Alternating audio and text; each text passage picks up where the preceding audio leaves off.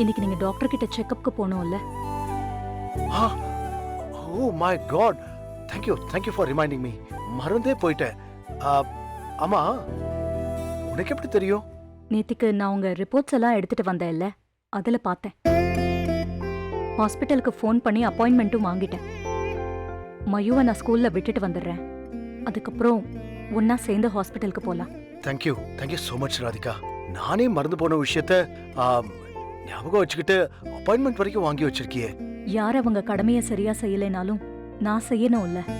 புரியுது. என்ன தானே சொல்ற? இல்ல, நான் பொதுவா சொல்றேன். நான் மயுவை ரெடி பண்ணி ஸ்கூலுக்கு அனுப்பிடுறேன். நீங்களும் ஹாஸ்பிட்டல் போக ரெடி ஆகுங்க. சரி.